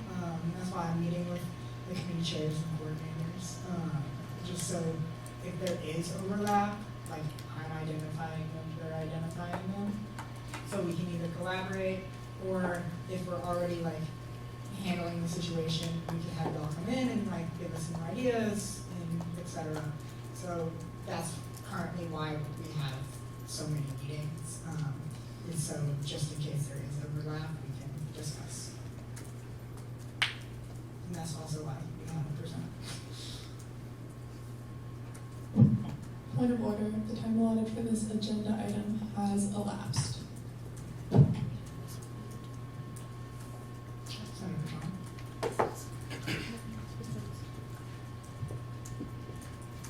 I move to extend the allotted time by 5 minutes. There's a motion on the floor that has been seconded to extend the allotted time for this agenda item by 5 minutes. Is there any discussion? If there's no discussion, we'll now move to vote. All those in favor, please raise your placards. All those opposed? Any abstentions? Motion passes. We'll extend the allotted time by 5 minutes. Senator Shaw. Thank you, President Andres, for presenting on your goals and everything. I really appreciate it. I'm just curious about, since President Harris brought up specifically the ETAs and the PTAs, I think, that building project, I'm just curious if we, and maybe Gunnar can answer this too, if we have any plans to bring some of the Senate to talk about that, because I think for the wellness building, that was kind of one of the things, well, they did a decent job of getting student input on like what students wanted for it. I think maybe in the building process and, you know, bringing it to campus and like getting students on board with it, that was like, kind of one of the things that was lacking, that we kind of were on board with that later in the game. So if we had plans for that, and also since you're on the planning committee or board, for like further projects or other concrete things, what are the plans? to bring that to Senate and like to get us to have some input or at least know about it in advance. Yeah, no, thank you for that question, Senator Sean. I will for sure be working with the speaker to try to get a lot of those presentations come to Senate. A lot of what I've seen about that building project has been presented within like my meetings with Student Affairs, but also at the Student Affairs Committee of the Board of Trustees. And so that is something that I think they're really looking to revitalize that area. And so as you probably know, the UTAs have closed, or they will be closed for people to stay in. And so because they're going to start demolition work on that pretty soon, and they're going to create a lot more, like almost like, I think the numbers we're looking at like 60% more beds than what it currently is now. And so that's what they're trying to construct there. And like the president of the university said, also in the kind of like where the Pacific Terrace apartments are as well, there will be another construction there. And I want to just be careful because I don't know exactly how much, because I know that those are kind of meetings that are within the Board of Trustees, and so I'm going to look to AVP to see, I don't know how much to disclose with that, but I do think it is a very promising project that will be created, and I'll be working with Vice President Charlotte Johnson and Dr. Byron Howlett to see what we can bring to Senate, so we will be more informed about that. And for the Strategic Planning Committee, something that I really want to emphasize that I spoke at last Thursday, I think was when I went to the Planning Committee, was that what I would like for the committee to really evaluate, something that I feel a lot of us as students feel, is that we want to move away from just being a Hispanic enrolling institution to Hispanic actually serving institution. And what does that actually look like? And so a lot of those goals are something that are really brought to me. And so when I really do mean for you all, if you think of something like the president said, like you want to create and like look at the university's plans down the future, what does it actually mean to be Hispanic serving? What does it actually mean for campus to have a cohesive community environment? I really would like you to bring that to me because I can just directly say that at the meeting. And so really making that student impact change on those kind of decisions. NDA Committee Chair. Hi, thank you for presenting. Could you go to priority 3, please? So for this one, I was wondering, like, for action items, like exec as a team, or like maybe exec with idea, like how can we work to go beyond maybe like president luncheons? Like I think they're good ideas. However, from last year's, I attended one specifically. I'm not sure how I'm not sure how many there were total, but I attended one, and I think like the conversations do help. However, I'm not sure how efficient they are with coming up like with proactive ideas and actually having like conversations about this specifically like throughout the luncheon.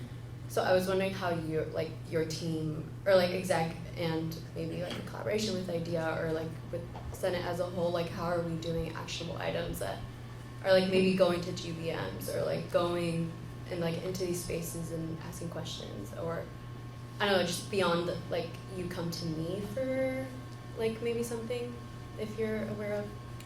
Like, I don't know if that made sense. My question is pretty long, but.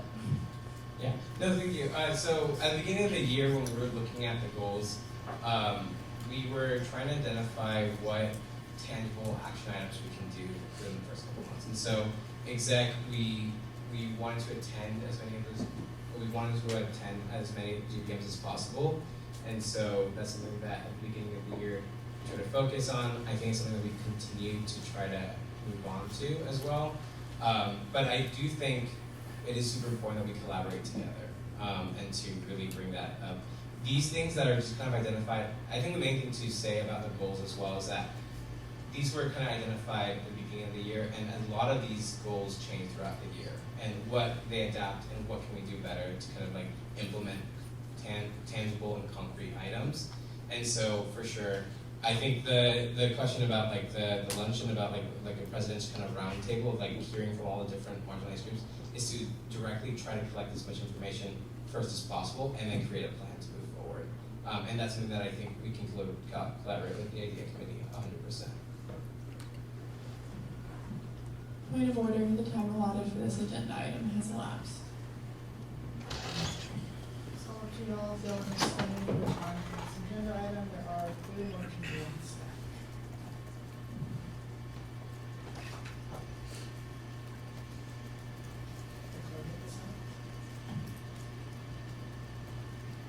I move to extend the allotted time by 2 minutes.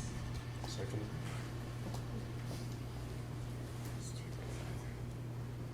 I seconded it. There's a motion on the floor to extend the allotted time by 2 minutes, since it's seconded. Is there any discussion? If there's no discussion, we will now move to vote.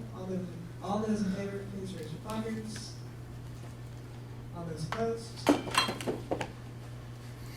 Any abstentions? Motion passes. We will extend the allotted time by 2 minutes. The clerk of the Senate is next. Hi, sorry, I just want to ask one question.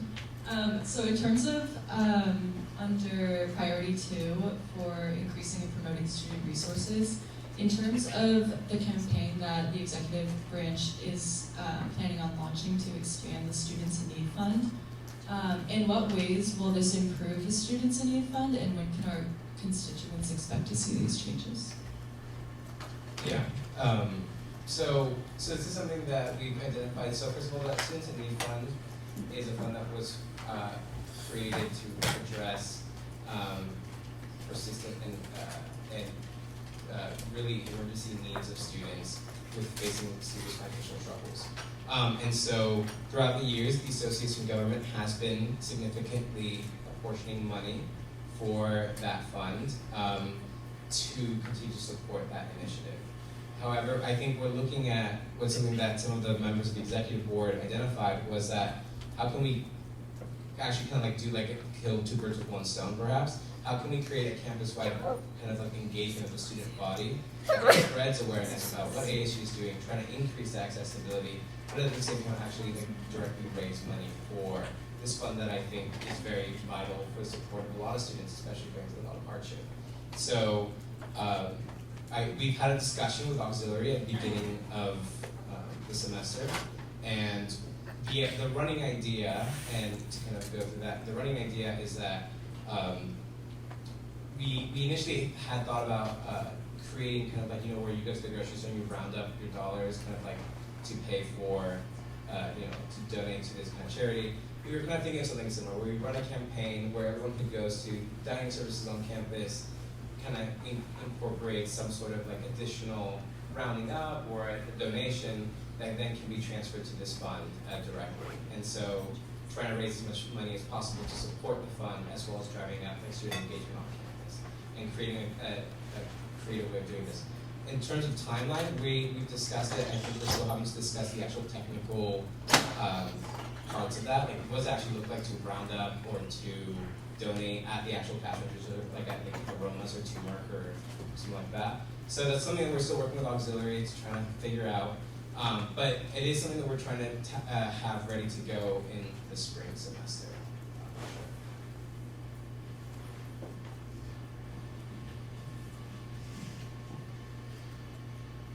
The time allotted for this agenda item has elapsed. If y'all do consider extending time, please consider that there are 4 people on staff.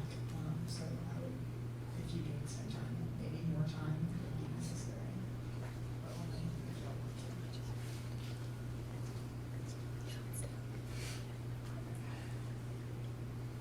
Okay, that being said, the next item, thank you, President.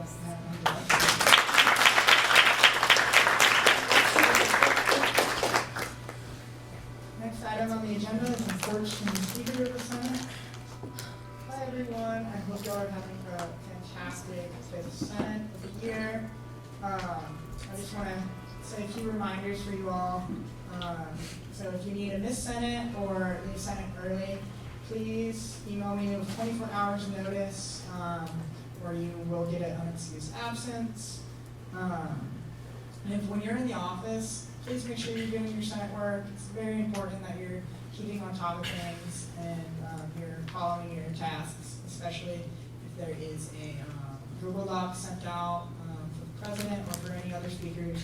Like later today, I'm going to be sending out another Google Doc for the presenter next week. His name's Raul from IKEA Services. He does like more interface with like app, the portal, stuff like that. So be on the lookout for that. Make sure you get it done as soon as possible so I can send it out to him so he's ready to rock and roll next week.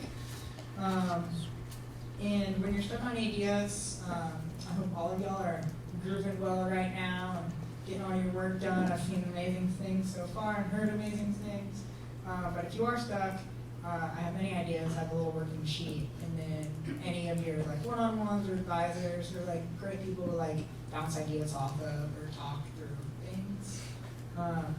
And also, please make sure you are volunteering for 2 TPB events a semester. I know I sent out in a group meeting a little reminder about that.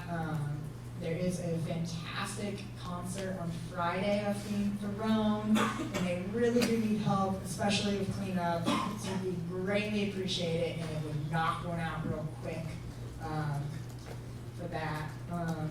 And then, your constituents, please make sure you're going out into your communities and seeing them. You do represent them. I do want to remind y'all that. So you can use your office hours to do that kind of work. You can go to GBMs. Just make sure you're getting your constituents' opinions and keeping on top of things. And then now, I'm so sorry for some of y'all that are getting a lot of your great work done in your constituencies, but only 2 of those office hours can now be in your constituencies. We reduced it. We thought it was necessary. So 4 of your 6 need to be done within the office, but that includes your committee meetings. So you don't have to worry about that. And then additionally, if you need to get up and leave the room during the Senate, please make sure you try to get like one of our attentions up here, point of personal privilege. That would be necessary, so we can just make sure we're keeping track of the quorum on top of everything. Thank you. The next item on the agenda is reports from the Senate lead.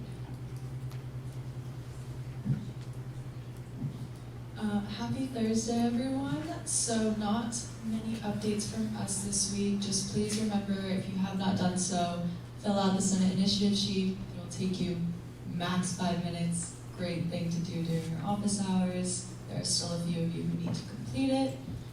We are just continuing to review the Senate initiative fund requests as they come in. Thank you all for your great ideas and ways that you want to use our fund to help our constituents. And yeah, just have a happy and safe holiday weekend. The next item on the agenda is reports from committee chairs and coordinators.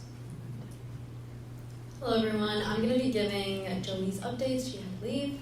Hi everyone, happy Thursday and Halloween weekend. They spent their committee meeting dialing down on the initiatives / resolutions that the team is working on. Some really great ideas are in the works. They're planning a tabling event for early November, brainstorming how to better attract constituents / peers to table. If you have any thoughts or ideas, please share them with Jolie. She had a meeting to discuss grant process with VP Dana and advisors. She's planning another meeting to brainstorm how to efficiently tackle grants with VP. And to remember to please still advertise grant applications to your constituents. They close November 3rd. Thank you. Hi everyone, I'm Valeria's proxy. She's so sad she couldn't be here today. Anyways, approved more orgs. There's more orgs to approve. Thank you, Senator Jonathan, for presenting re-registered and new orgs today. She switched up her office hours Monday 4 to 6 p.m. and Wednesday, Friday 9 to 11 in case you want to come see her. And the committee has been cooking up a tabling event and we're planning a mixer. And a shout out to our committee members for always doing such a great job, and a special one to Senator Jameson for submitting a funding request for us. Hello everyone, now for my updates. Happy Senate. The cultural appropriation costume post should be in the works. The UFMC just posted one, so we're going to recirculate that same one for the same information to be done, given out. I reached out to Sami for future partnership and community building.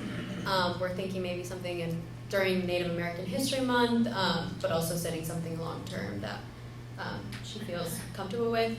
And then Senator Jordan Bayon has decided on a date and has submitted his initiative request fund. The event is for care packages for immigrants being housed at FUMC. There's going to be a donation period from November 6th to November 14th, and then we'll have those set up. And that's just basically like clothing, food, perishable food, stuff like that. And then the tabling to actually curate the packages, which is where the student body comes in, will be happening November 14th. We're getting those, or he's been in contact to get like an EVR set up and all that stuff, so that's exciting. And he reached out for needing volunteers, so if you all can help with that, that would be amazing. Senator Osa is working with library lighting. Senator Deb is doing a tabling event with Aled next month, and then Senator Takayla is having dialogues about like our relationship with RAs and how we're using each other for resources to give to the student body if they do need something or if something happens and maybe they need more than an RA, they can direct them to us, but we need to like establish that they know who is who and the senators as well. And then Senator Maritza, she's getting, her feedback gathering has been a little bit iffy with the commuter comments, but she is working on how, or like JC gave her some good ideas on how we can get that going and flowing. And she will be helping me with the conversations with Sami. And then for the quote of the day, never say I can't, always say I'll try. And then, I forgot to mention at the top, we do need volunteers. This is more for a high school conference that's happening that could help senators be engaged and active in like how we're becoming an HSI rather than being an HEI. But it's basically a high school conference. We're inviting marginalized high schools from the San Diego community, and by we I mean Acha and Mecha. So if you do want to volunteer, it's December 2nd. Information's up there, and you can reach out to me if needed. Thank you.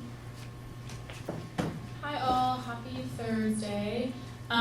We've been working on our grocery lift codes, which are hoping coming soon. It actually might be next weekend, but we'll be checking out on that. Also working on creating Thanksgiving lift codes to ensure that students have safe rides to the airport. Looking forward to our tabling event at the beginning of November. Shout out to Senators Ava and Alejandro for creating that. And as always, please reach out if you have any ideas. Hello everyone, happy Thursday. So, as I said several times, our tabling event is tonight at 7 in the JCP, or like outside the JCP, so I hope that you guys can all come, stop by, come to the game. Should be fun. And I've also been talking with Parking Services and PSAFE on getting more convex safety mirrors in the main parking structure. So they did get back to me, and they're like currently doing their own research, and we'll see where that goes. And I also hope to see you guys at the homecoming football game this weekend versus Morehead State. And then that's a picture of my friends and I last year at the tailgate. So that is my little, I hope that you guys all also go to the tailgate because I had a great time last year. And I'm really excited to be going this weekend. And yeah, those are our games for this week, our home games for this week. So I hope to see you guys at some of those. Hi guys, happy Senate. So still working on Narcan training. I'm waiting to hear back from Chris and Ann regarding some campus efforts, and then also reached out to Arthur Cummins. Some more updates on that. So right now there's free flu vaccines, as you saw, I'm sure, coming in outside of Maher, so check out BeWellUSD on Insta. Some feedback from the Student Health Center, maybe some potential raccoon signs due to raccoon-related injuries that have been coming up this semester a lot. We're working on that wellness equipment focus group, and then getting more emergency mental health counseling rooms and just more working hours on campus. And then just a reminder to take care of your mental health as we're nearing the end of midterms and coming up into Halloween and all weekend. Thank you. Hello everyone. On Tuesday I attended the Surf Writer Foundation GBM, and I listened to an awesome presentation by two of their San Diego chapter representatives, so I got to learn more about the mission of the Surf Writer Foundation. Once again, I'm collaborating with the Office of Sustainability to have food waste and composting tabling on November 16th and 21st. And also a friendly reminder that you can compost your pumpkins that you decorated this Halloween. And then some good news that there's a new sustainable variety of house avocados. Thank you all, committee chairs and coordinators. The next item on the agenda is reports the clipboard. Happy spooky Senate to you all. So this week I reviewed documents in preparation for the upcoming strategic planning committee meetings that are going to be happening more frequently as the semester goes on. I attended the Wellness Building Stakeholder Committee meeting with the Finance Chair and the Public Relations Chair. It went very well. The progress is going pretty well in that new building. I met with the Vice President of Student Affairs, Charlotte Johnson, yesterday. Discussed several student issues and some reports on campus. The San Diego Student Government Summit, as I kind of mentioned, the goals for exec, will be likely pushed to December, and so details will be coming soon on that. Working to set up lunch with marginalized student org leaders, and then still working on lift coach with Strip and the health and wellness coordinator to get those set up as soon as possible, and then have a super safe and fun Halloween weekend. Any questions? Thank you. Hi everyone, research grants again. Julie said them already on her slide. Free textbook program called Bookly. Please tell your constituents if they need free textbooks. QR code is right there. I have a meeting next week to meet with Regina Gong and Senator Isabella to discuss the Bookly initiative. We're working, Julie and I are currently working on getting research grant meetings set up and reaching out to faculty to come review them. And then that picture is me and Clerk of the Senate, Cece, and I have the IDEA Committee Chair Amaya and Senator Jonathan's intramural soccer team, and they won. Hello everyone. So I just want to give a quick shout out to Chief of Staff Mia for amazing bonding Friday. Judicial branch has started to look at the process of constitutional amendments. More to come with that in later weeks. And then Finance Chair Jordan and I have met to discuss various tasks that we're working on throughout the year, and that includes that process that we were referring to earlier with the executive board, with the Students in Need Fund. Excited for the Big Blue Bash and homecoming this weekend. Also wanted to say that Judicial Branch has finalized our tabling event. I'll post more about that next week because it just happened this morning that we finalized it. As always, if you have any questions, please feel free to reach out to me. And as always, the student nerd stuff's on the side.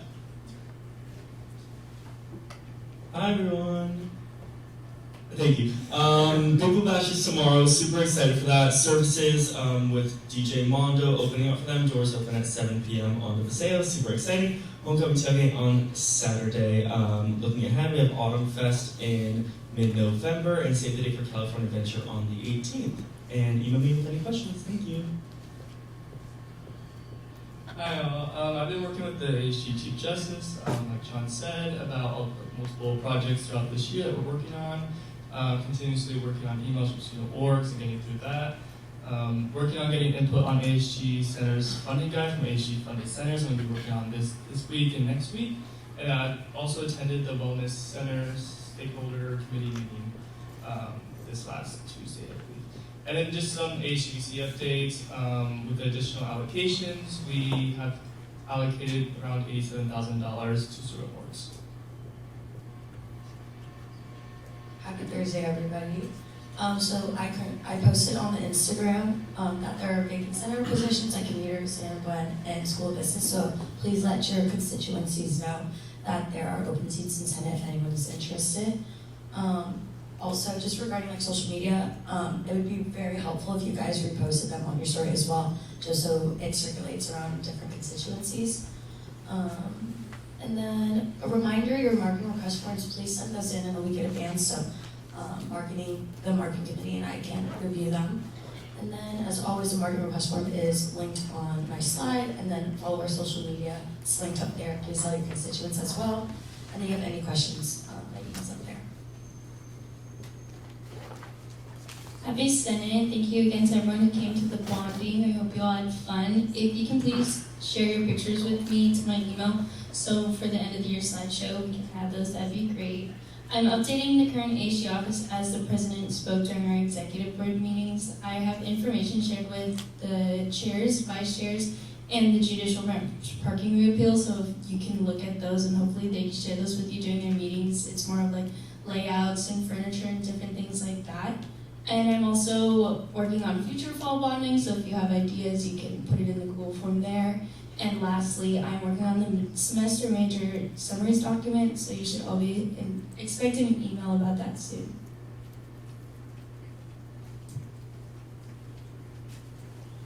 The next item on our agenda is the final hearing in business of the public. At this time, any senator may take from the table any motion previously laid on the table the week before for present urgent business. Any member of the public may voice any concern to the assembly on non-agenda items.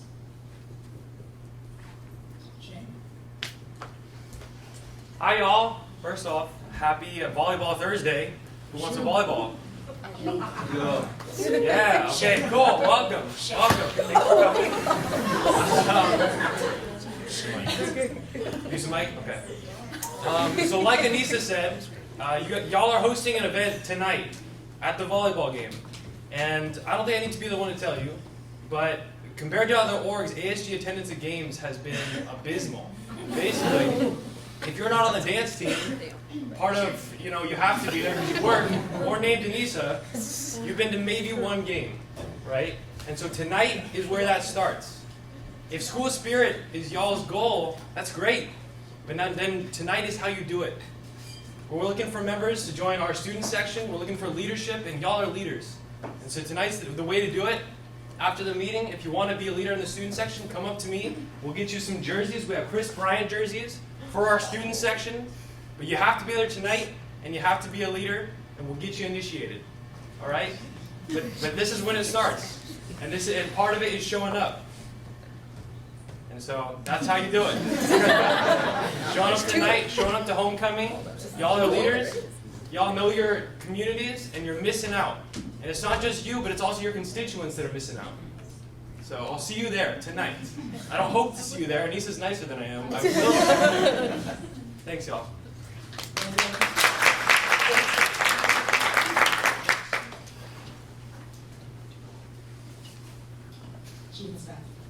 Sorry, I was also going to say happy birthday to all the October birthdays. You can see this up there.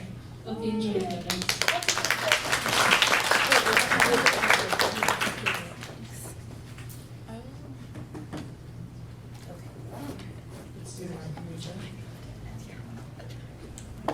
I move to adjourn today's meeting. There's a motion on the floor that has been seconded to adjourn today's meeting. Is there any discussion? If there's no discussion on the floor, we'll now move to a vote. All those in favor, please raise your placards. All those opposed? Any abstentions? Motion passes. Second. Y'all, there's a lot of extra food.